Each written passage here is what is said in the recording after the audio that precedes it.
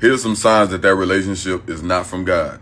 These are signs, not the end all be all. You do your part by checking in with God to confirm that. This is just me on TikTok to give you out some signs. So don't take it from the man on TikTok to be the authority in your life. That's Jesus' job right there. Well, the first sign you'll see is that it doesn't lead you to Christ. It'll lead you to the bedroom. It'll lead you into more sin. It'll lead you into smoking, drinking, chaos, confusion, arguing, all that kind of nonsense. But it's not going to lead you into Christ. It's not going to lead you towards Christ. The relationship is not fruitful. And you're going to always feel like something is missing. So that's one sign. Another sign is you never checked in with God. You never asked God if this was the person for you, or you did one of those after the fact prayers. After the fact, everything then came crashing down. And now you're praying, Lord, is this person for me? Or you did one of those prayers, Lord, is this person for me? You didn't hear nothing. You didn't hear a no. So you just went ahead and went into it. And then from there, chaos just began to ensue. Another sign, the relationship has become an idol in your life.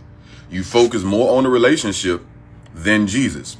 You focus more on the relationship that you have with this man or this woman more than your relationship with Christ.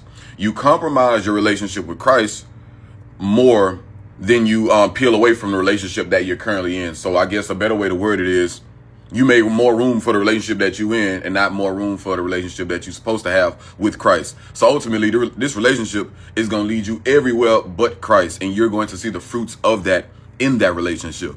And I want to leave y'all with this. Read the Bible for yourself.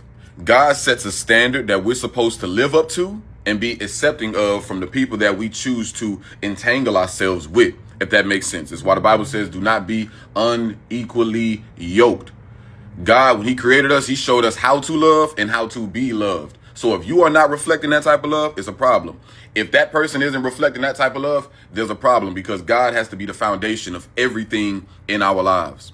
So you do your job by reading the Bible, studying the Bible, accepting God's love, and making God's love the standard in your life. You can't rely on the TikTok man. You can't rely on me to tell you, hey, that's not from God. It's cool if you get a sign, but you need to have your own relationship with the Lord and be consulting with the Lord and make sure you're hearing from the Lord. So that way you're not always being reactive when it comes to situations like this. So be proactive.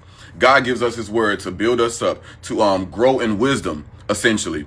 So use that wisdom so you're not always on the receiving end of chaos, because if we check in with God, a lot of stuff can be avoided. Now, will all things be avoided? Nah, we just gonna fall. We're gonna get some bumps and bruises, and it's all for his glory. But we got to make sure we're doing our part by just walking in the wisdom.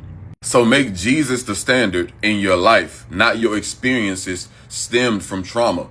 Because let's just say I've been in a relationship, right? Let's say the woman I was with, she cheated on me. And so I'm like, you know what? I'm not going to ever be with no woman who's cheated on me. So now let's just say now that's the standard. As long as she don't cheat on me, she good. But let's just say this woman do everything but cheat on me. Let's say she put stuff in my food. Let's say she just combative. She's just very, very much disrespectful. But I'm like, hey, well, she's not cheating on me, so we good. So don't allow your experiences that is shaped by trauma to set the standard, because the second somebody is just a step above that, you're going to deem them as worthy, but they don't fit the category of godliness. So make the Bible your authority. Make Jesus Christ the authority in your life. And that's the standard as believers that we're supposed to live up to. Like I said earlier, when God created man, he showed us how to love and how to be loved. So, yeah, but check in with God.